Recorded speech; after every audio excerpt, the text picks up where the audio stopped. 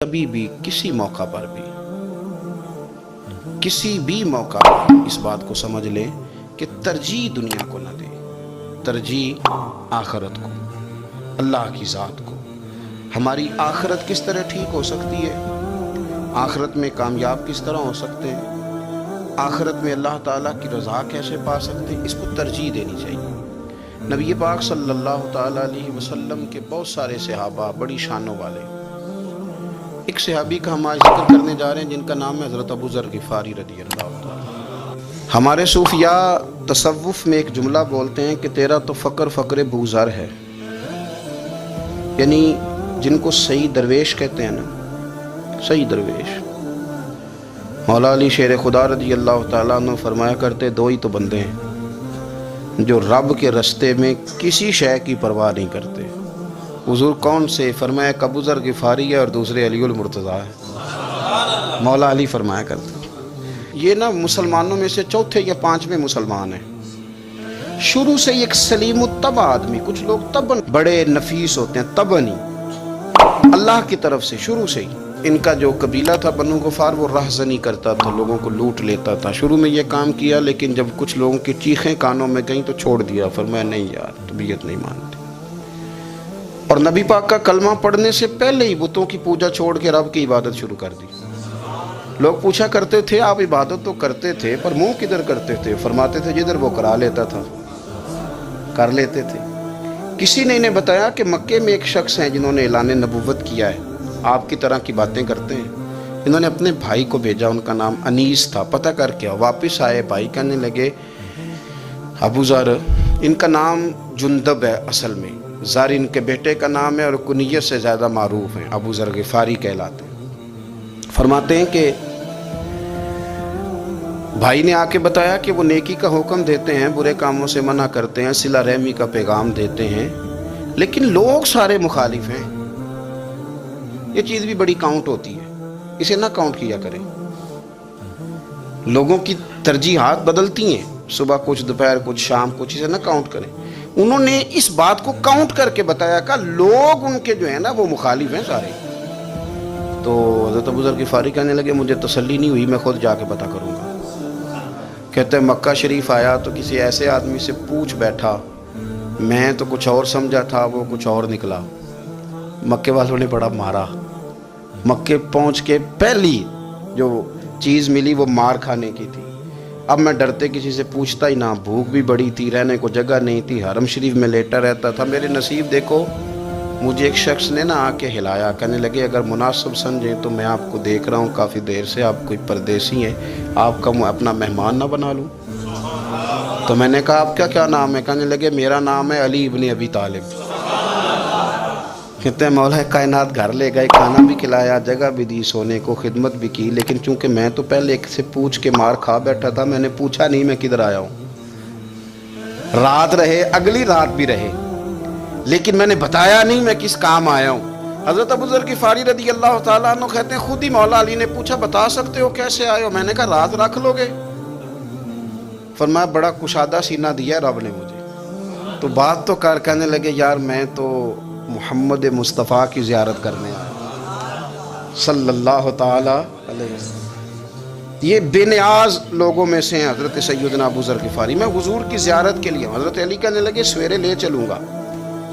انسان بزدل نہیں ہوتا، ہر انسان بزدل نہیں ہوتا، اور بلا وجہ ٹکراؤ کی پالیسی بنا لینا یہ بھی سیانے لوگوں کا کام نہیں۔ حکمت کے تقاضوں کے مطابق چلنا یہ بھی دلیر لوگوں کا ہی کام ہوتا ہے۔ حضرت مولا علی کہنے لگے صبح لے کے چلوں گا پر حالات ٹھیک نہیں، شرارتی لوگ ہر جگہ ہوتے ہیں، اگر کوئی شرارتیوں کا ٹولہ ملا نا جو کھڑا ہوگا جاسوسی کرنے کے لیے کہ حضور کی طرف کون کون جا رہا ہے، تو میں نیچے جھکوں گا جوتے کا تسمہ ٹھیک کرنے کے لیے، لیکن آپ نے نہیں کھڑے ہونا، آپ نے چلتے رہنا ہے تاکہ کسی کو شک نہ ہو۔ کہتے ہیں اس ترتیب سے حضرت علی مجھے لے کے گئے، میں حضور کی بارگاہ میں پہنچا۔ مولا علی کہتے ہیں بڑے بڑے لوگ سوال کرتے تھے پر یہ شروع سے سلیم الطبع تھے، مجھے کہہ لینے دینا، جنہوں نے ماننا ہوتا ہے وہ لمبے سوال کرتے ہی نہیں۔ مان کیوں لیا؟ تو لمبے سوالوں کی ضرورت ہی کوئی نہیں۔ کہتے ہیں لوگ بڑے بڑے سوال کرتے تھے پر ابو ذر نے 2-3 باتیں ہی پوچھی اور آگے جا کے کہنے لگے حضور ہاتھ بڑھائیں مجھے کلمہ پڑھائیں۔ نبی پاک صلی اللہ علیہ وسلم نے کلمہ پڑھایا، فرمایا باہر جا کے نا ابھی ذکر کرنا کہ تم مسلمان ہو گیا، یہ ماریں گے۔ عرض کی حضور انہیں مارنے دے، میں آیا بھی مار کھانے گے، انہیں مارنے دے نا۔ پڑا فلک کو کبھی دل جلوں سے کام نہیں، داغ دلوی نے کہا تھا پڑا فلک کو کبھی دل جلوں سے کام نہیں، اور جلا کے راکھ نہ کر دوں تو داغ نام نہیں۔ ماری تو کھانے آئے ہیں، مارنے دے، کرنے دے، زور جتنا لگانا ہے لگانے دے۔ باہر جا کے اعلان کیا، مکے والوں نے مارا، اتنا مارا کہ بے ہوش ہو گئے۔ پھر کسی نے بتایا کہ تم نے گزرنا بھی ہے ان کے علاقے سے، بنو غفار سے، پھر ان کا پتہ بھی ہے یہ لوگ بڑے سخت ہیں، پھر چھوڑا۔ تبن بڑے جلالی تھے، زاہد مزاج تھے، فرماتے تھے کہ جو تمہاری ضرورت سے زیادہ ہے وہ سارا صدقہ کرو۔ کنز کے معاملے میں ان کا رویہ یہ تھا، صرف حضرت صدیق اکبر کو کچھ نہیں کہا انہوں نے، باقی حضرت عمر جیسے آدمی کو بھی کھڑا کر کے کہہ لیتے تھے یہ مال کیوں رکھا ہوا ہے خزانے میں، بانٹتے کیوں نہیں سارا۔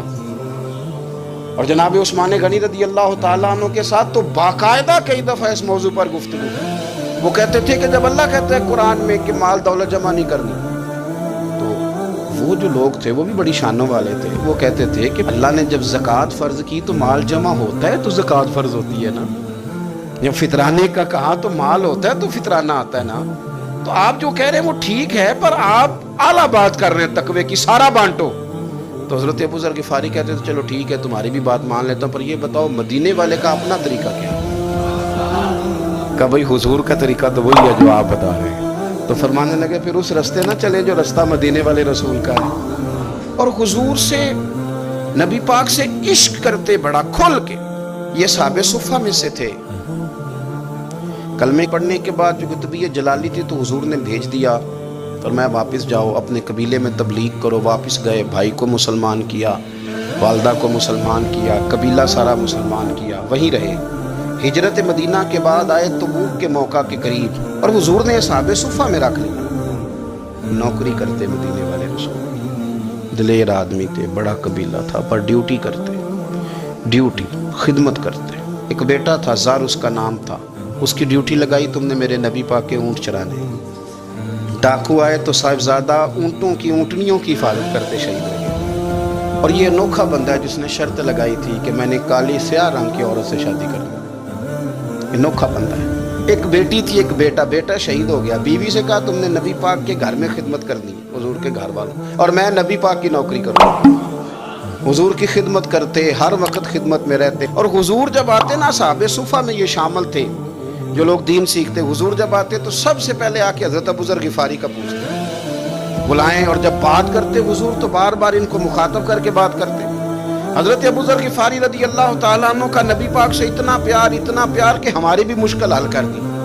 ابو داؤد شریف میں موجود ہے، ایک دن کہنے لگے یا رسول اللہ صلی اللہ علیہ وسلم، اگر کوئی بندہ کسی سے پیار بڑا ہی کرے پر اس جیسے عمل نہ کر سکے، کوشش کرے کرنا، لوگ ہمیں کہتے ہیں نا جی پیار بڑا، عمل بھی تو کرو نا، بھی کرنا چاہیے، پر انسان ہے نا، غلطی بھی تو ہو ہی جاتی ہے۔